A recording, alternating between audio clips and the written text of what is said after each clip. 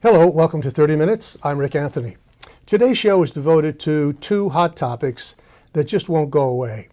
They are center stage at a number of meetings of the Radnor Township Board of Commissioners. And they are the Willows Mansion, what to do with it, for what purpose, and at what cost to taxpayers. And the second hot issue is cell towers. There are a number of areas in Radnor Township, including the Willows Park, that have virtually no cell service at all. And people say it's a safety risk, the police, case of an emergency, et cetera, understand all of that. But once again, the issue has been, well, I want a cell tower, but not in my neighborhood. That has been the experience so far. To discuss both of those issues, and perhaps a few more, is the 6th Ward Commissioner, Don Curley. Thank you, Rick. Thank you very much for coming on. Don, we've been together before on a number of issues, including this one, that is the Willows. Don, the Willows, it seems to me, and I've only been attending meetings recently because of the Willows, and because I live in the 6th Ward. The Willows is hung up because of the intransigence of certain members of the board, certain commissioners, who can't seem to come to grips with the deed restriction and therefore the mandated use of the park and the buildings for public use. There is also all the discussion around low impact, high impact, et cetera, which you'll help us to understand. But what is the current status of the Willows Mansion in particular? Very good. Okay, so we've engaged a consultant. A group has formed, a citizens group has formed to provide input on it. The consultant was engaged to help us develop a business plan. So what should happen is we should express the concept about what we want to do with the building, and then the consultant would... We being the board? We being the township through the board, okay, is how I would say. All right. So the township expresses, we want to do blank with the building. You, consultant, expert, you tell us how to go about doing that. So we have some of that, but not all of it. What we have a little bit of is I would say a poorly defined scope that could have a high range of tempo or too much range for me. And it's not clear whether the consultant would come back with the relatively low tempo that some members of the board want, or a relatively high tempo that other members of the board want. So that part's in limbo, but we're expecting the consultant to give us a business plan sometime in September of this year. But given the history of the Willows, given attempts in the past, 2 caterers who almost got the building, a nursery school that almost got the building on a 15-year lease, those were close calls. Yes. But happily did not materialize. Yes. But given the apparent propensity of certain members of the board to favor a significant revenue-generating function there that would, to some extent, limit public access. How do you reconcile those two? Well, that's the. Or am I reading it wrong? No. I think you've grasped the central issue. So this is how I see it. The building itself requires a tremendous amount of money if we're going to use it in a meaningful way. Okay, so one way that we could the way that some board members originally envisioned was we would get something on the order of $2 to $4 million by letting the caterer use the building. The problem with that dilemma, or the dilemma with that plan, is that we became secondary. It really became a catering facility that we got to occasionally use. So that's problematic. It should be the exact opposite. It should be something that we use, and occasionally we let a caterer rent it to bring some revenue so that we can maintain that public use. So the caterer plan fell off the table largely because there was too much risk on the caterers. They didn't own the building, and we weren't willing to, even those commissioners that wanted the high tempo. And by high tempo, it was something on the order of 100 to 125 weddings a year with 200 or so people, big tent in the front. So you and your neighbors would have looked out at a big white tent, and the music would have blasted across that little, that gentle knoll that you have there. Already been there. Yeah. Yes. So that one went away not because the township was opposed to it, mostly because. But should have been. Yes. Well, I think eventually it would have gone away because the town. So there was a little delay, and it took a while for the grassroots opposition to. So regardless, the second time it came around in the form of a school. That impact was much less significant, still too significant for the community. And by that time, the residential opposition, and not just in your neighborhood, but throughout the township, had been mobilized, had coalesced and Yes. mobilized, and it sent a strong signal.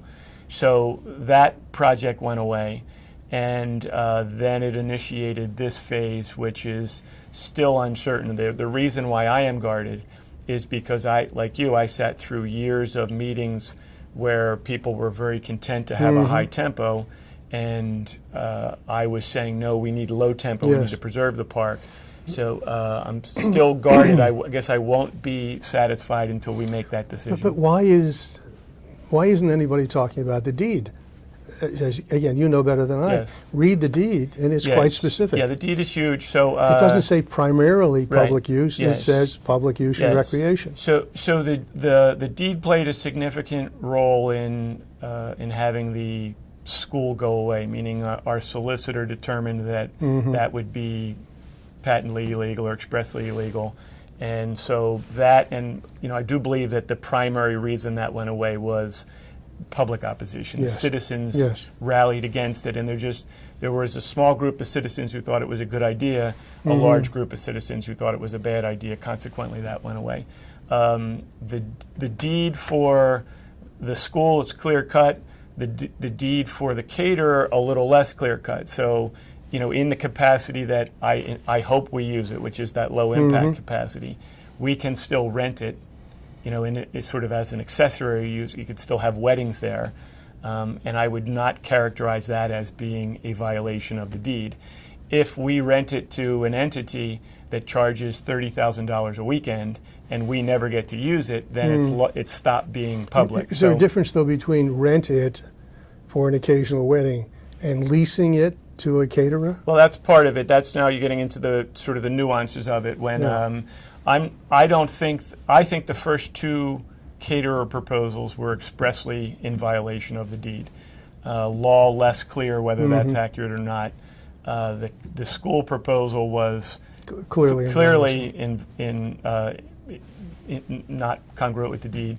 And then this remaining proposal, it will all depend upon the tempo. If the tempo is too high, you could make an argument that it's inconsistent with the deed. If the tempo is low, it could be. But here's what I still don't understand. This again, the incongruity of this just escapes me. As it is now, the way the RFP was written for the study, the proposal that has since been submitted and approved, you tried to narrow the scope. But as it now stands, because they haven't been given any more clarification, they could walk in, that is the consultants, could walk in with almost anything, high tempo, low tempo, depending upon how you define that. And you tried to define it the other night by citing some numbers, Yes. X number of weddings, X Yes. number of other functions. You've got resistance, they clearly didn't want that, which I took as they want to keep all their options open. Yes, And that concerns me. Yes, concerns me. So the reason why it concerns me, the prime reason, is that we have seen through the caterer proposals and the school proposals, we have seen how expensive it is. Yes. And it will be expensive no matter what we do. Exactly. So my concern is that the consultant report, the business plan, will come out and say, well, here's what you want to do, but you need $2 million instead of, and then that will be used as the trigger to say, okay, well, we need 75 weddings instead of 12. So Yes. what I wanted to do was invert it, limit the tempo, set the tempo, and let the other things be the change to the tempo that we established. But why wouldn't the cap that was in the RFP no more than $1 million, with particular emphasis on the first floor? Second and third floors would be nice, but focus on the first floor for up to $1 million. Why wouldn't that be the overriding parameter for their study? We have $1 million to play with. I hope it will.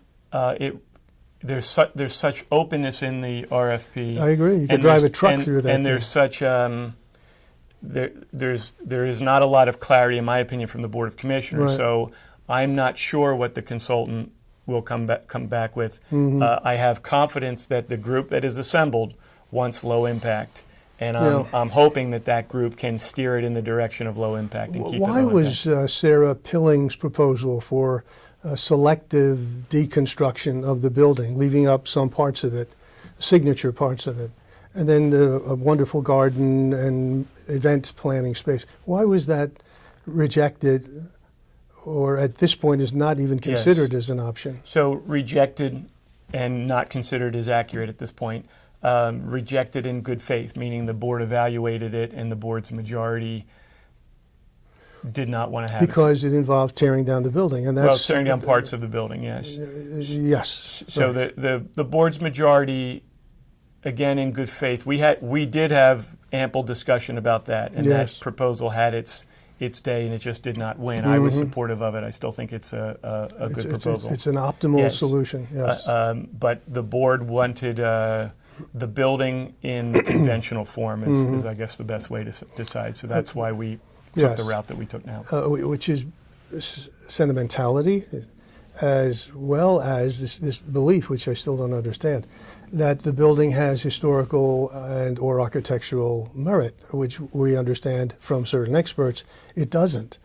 The building is, in my opinion, also it's a misnomer. It is not a mansion. It was never built as a mansion. It was never intended as a mansion. It's called a mansion. It's just a big building. Sure. Well, I'm not. I love the building. It's a beautiful building. All things being equal, I'd want to keep the building too. You know, I have that same vision. Just the reality is, all things aren't equal, and what I'm not willing to do is give up the park to save the building. Oh, sure. And I'm not willing to spend, in excess of But Don, hundreds of millions or hundreds of thousands that others. If don't. this were a for-profit corporation, and you know this as well or better than I do, and we had an asset that was just sitting there sucking up money, as this building is now, $40,000, $50,000 a year at least, just to keep it empty. But it's an idle asset. And the prospect of having to invest $1 million or more in that building just so we can generate income to cover some of that cost, it seems convoluted. Yes, it's certainly not. It's a difficult thing to grasp. It's not easy. It's going to cost us a lot of money no matter what we do. Right. And the reality is, it's the form of the cost. The initial form was it wouldn't cost us any money. We would actually make money, but what we would lose is the park. And instead of the tranquil area around the park, you'd have a band playing on a Saturday and a Sunday in the summer, broadcasting throughout the whole neighborhood. So one form of payment is by losing the park. Another form of payment is cash. I am less troubled by spending money on this if we choose to do it. My greater concern was losing the park. Yes. My second concern is, if we're going to spend money on it, we have to know what we're getting, and then we have to consciously choose to spend money on it. It's going to cost us money no matter what we do. Even the option that we're calling the selective restoration was still upwards of $500,000 right. for the selective restoration. Right. But had some revenue opportunities, rental of the space, use of the space, just as restoring the building as it is. Yes. Has some it had revenue it was an option options. that had relatively low capital, Yes. relatively low ongoing costs, Right. and then would have, relative to the others, would have lower revenue coming in. So the key is matching the revenue to the costs, and probably minimizing the gap, not eliminating it. The only way to eliminate it, as I see it, would be to turn it over to a caterer, which I'm not willing to do. No. A few people, other than you and perhaps one or two others, know as much about that building and that park as Sarah Pilling. She's just a treasure trove of information. Yes, she worked hard on that. She has, yeah. And she cares deeply about it. Okay, let's switch, and let's just say our prayers that they make the right decision for the right reasons. Let's switch to cell towers. A good bit of time was spent at one of the recent board meetings, once again talking about the cell towers and whether or not they should be permitted, and if so, where. Where are we with that? So I would characterize it this way, that I got to give a little background on it if it's okay. Yes, so please. This issue has been brewing for decades, longer than I've been commissioner. and it's my understanding that the boards prior to my board, the board I've sat on, have not been willing to, same argument as we're having with it's we're not willing to surrender the park in order to get the cell tower. So like a lot of issues, it resurrects itself. It resurrected itself 6 or so years ago, maybe 4 or 5. I was not really part of the resurrection. At that time, I was representing a different part of Radnor, and the part that I represent has cell service. So I was not. No one was coming to me with asking and no one came to the board. This was not a board's initiative. It came up from the staff, and it went through advisory boards, and there's been some interest in it independently in the advisory boards. So regardless, it came to the Board of Commissioners probably 2 years ago, and the board again validated its previous positions that it was unwilling to compromise the park in order to have the cell tower. Since then, the Board of Commissioners redistricted. I became the representative of that area. I began to reach out to people who had the problem. They reached out to me, and so now for me, there's been a paradigm shift. I now have an obligation to do something because I represent that part of the town. So what I found from the people who talked to me is that I believe there was a misunderstanding of the issue. And the example I would use is people came to me and they said, yes, I'm told the problem is we don't have a cell tower. Well, if that's the problem, then the solution is easy, build a cell tower. But if the problem is my cellular communications are poor, then the solution can be a little more complex. It can be, how can we improve communications? It's also been presented to me that all the experts have agreed and there's no alternative but a cell tower. And since then, I've talked to a lot of people, I've done my own research. I don't believe that that's the case. I don't believe that it is a choice of nothing or a cell tower in the Willows. I do believe that there are other alternatives.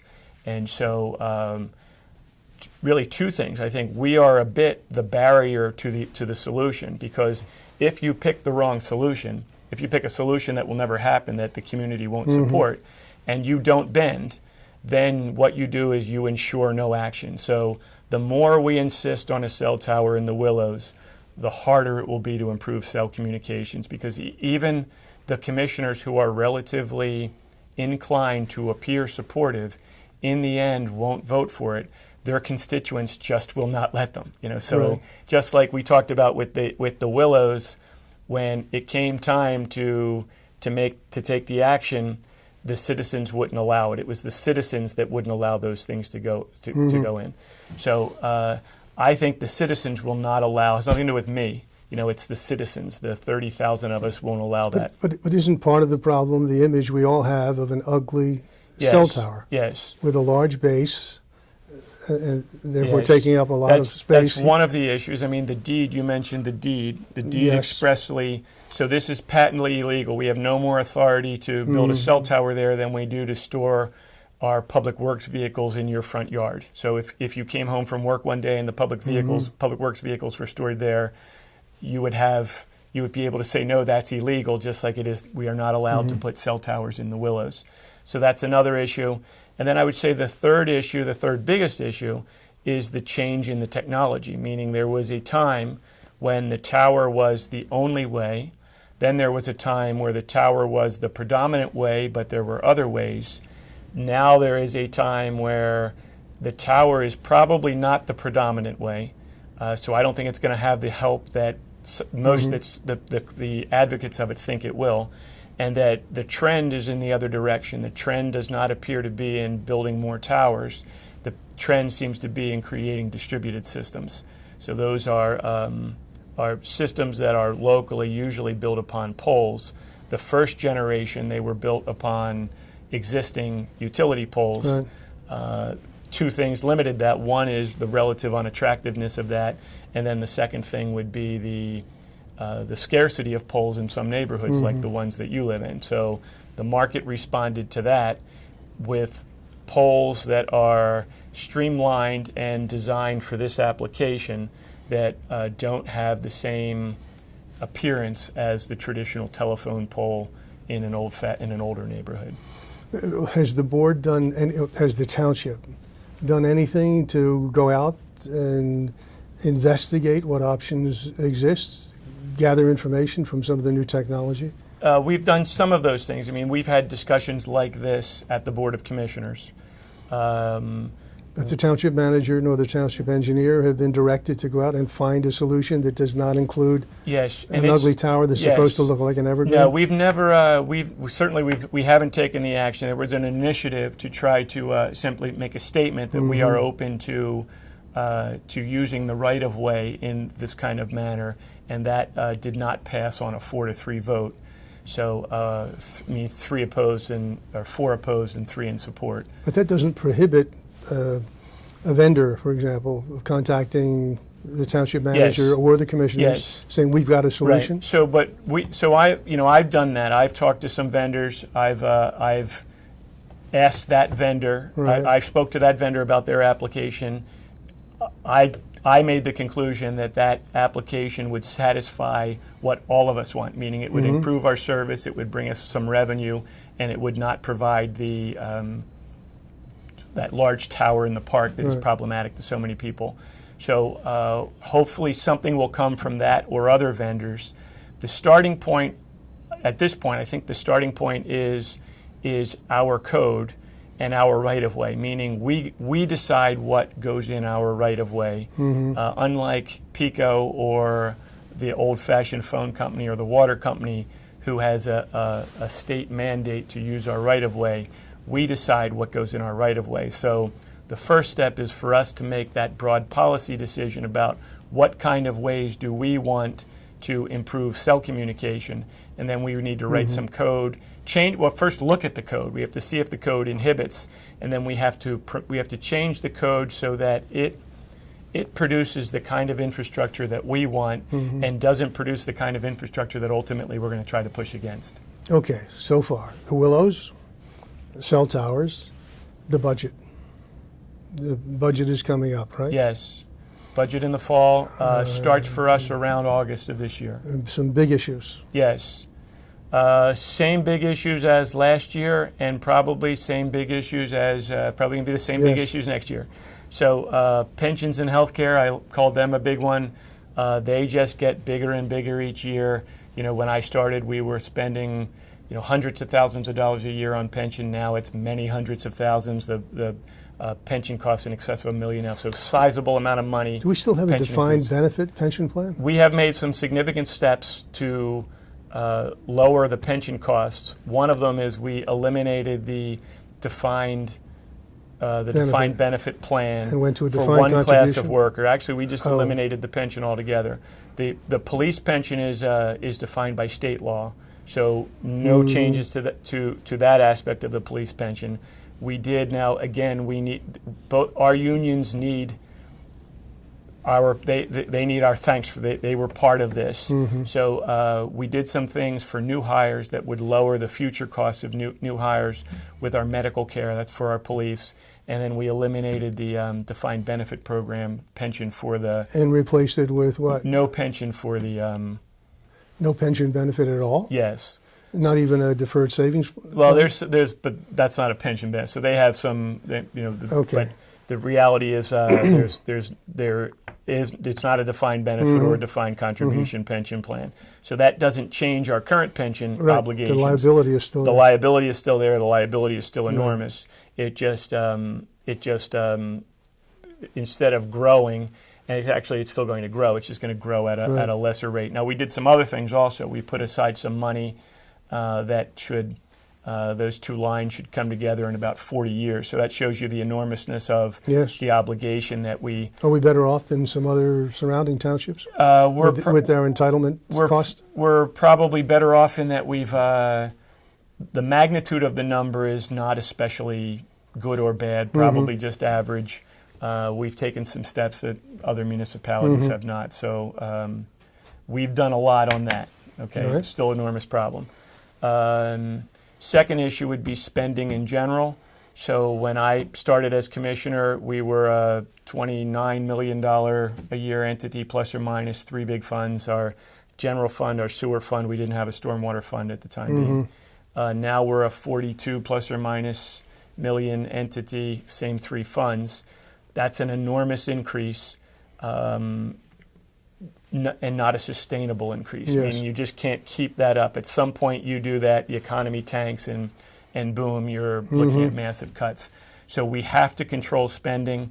Some of our spending was non-discretionary, meaning we don't control our pension. Right. So that increase, there's nothing we're going to do about that, and we pony it up and we spend it. But we did, we've increased stormwater spending by upwards of $1 million. In my opinion, we don't have a lot to show for it. We have, we've made some steps to make the process better. We assembled a group that's very helpful in vetting projects and helping us budget projects. But we still haven't done anything meaningful with that money. And then another big element, obviously, was the debt. We borrowed $18 million plus or minus. And so the debt service on that is... Did that include the purchase of Androzen? Yes, yes. So that third item is debt. Yes. So again, we need to control debt. We were improving our debt. We issued the $18 million plus or minus. We went back to where we were circa 2007. Now incrementally. Well, going back to the Willows for a moment, if there is a proposal submitted and approved to spend up to $1 million or perhaps more, where would that $1 million come from? Is that a bond issue? That remains to be seen. Some of we had some money come from we had a large settlement, an $8 million tax settlement. We put aside a couple of $100,000 for this. I believe something on the order of $250,000 from recollection. So that would go toward it, and then the rest would just have to come from the general fund. So either come out of something else, less spending elsewhere, or we'd have to see more revenue. If we can't see more revenue, we'd have to raise taxes. So again, that's why you cannot be fiscally prudent by only controlling the revenue side. It's very easy for politicians not to raise taxes because they find other ways to get your money. So they find fees and other things. So we have to control spending, and we have to control taxes. We've done a not so good job at controlling taxes. We've had 4 tax increases in my 8 years. I haven't voted for them, but we've had them. And then we've done a very poor job of controlling spending by watching the budget increase from, like I said, somewhere around 29 million to somewhere around 42 million. Nothing's easy. Yes, not easy. Rumor has it that you're not running again. Yes, I am not running.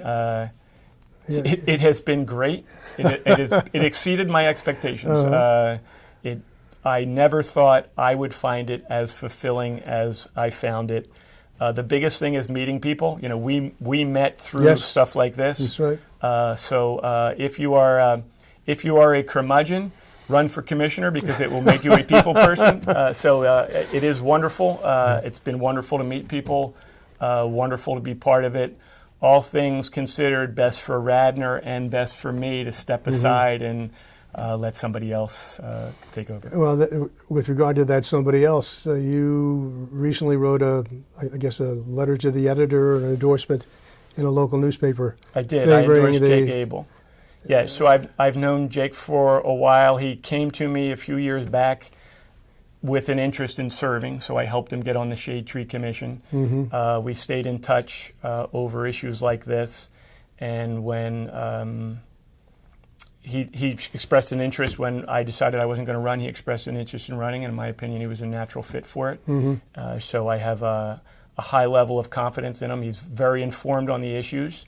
He's tough, which means he'll stand up to stand up to the powerful influences that want us to do things that are not in our best interest. And he's a very likable guy, very friendly. Yeah, he's been making the rounds. I really don't know him, but he's been making the rounds door to door, and he does seem like a very nice, high energy person. I think he'd do a wonderful job. Well, whoever succeeds you is going to have some very big shoes to fill. Oh, thank you, Rick. That's very kind of you. Thank you. You are a voice of reason on that Thank you. board. It's kind to hear. Thank you very much. I appreciate you coming by again. I guess we'll get together soon after the board decides on whatever it's going to do with the Willows, and that has to be done by September, right? Yes, the plan is to have that done in September so that that can be in our In our the budget in the fall, and then hopefully a shovel's hitting the ground or a hammer's hitting the Yes. wall sometime in 2018. Yes. I hadn't thought about this before, but just suppose, the board makes a decision that is not along the lines that we've been talking about, low impact, et cetera, and somehow gets it through and approves it. With a new regime that would come in next year, and assuming that the balance would change, is it possible that a new regime could overturn a decision made with regard to Willows? Yes, I wouldn't use the word overturn. I would characterize it differently, meaning the new board can't come in and change the budget. Okay. So if we have budget, they can't do that. Now, It could change an allocation. couldn't yes, it? yes. So meaning that imagine that we hire the caterer, Right. and to have the caterer, there's a contract. The new board could not vote for the caterer, and then the money would just go unspent, and then there could be a budget amendment. Right. So the answer is yes. It would just take a little maneuvering within the confines of what the law. I sure hope that's not necessary. It's time to stop kicking that can down the road. Yes, I'm This has hoping been that going on forever. we agree on a low impact use like this group, the group that is forming the citizens Yes. group. They seem to be strong advocates The for. Willows Park Trust. Yes, they seem to be strong advocates for a low impact Yes. use. I hope that the consultant listens to them. I hope that the Board of Commissioners listens to them. And then at the end, I hope that we facilitate this and implement it, and we stop having. I hope you and I get to discuss other things Yes, in the it'd be future nice. rather than Yes. this. Thank you very much. Okay, I appreciate Always a it. Thank you. pleasure. Thank you. Until next time, take very good care of yourselves.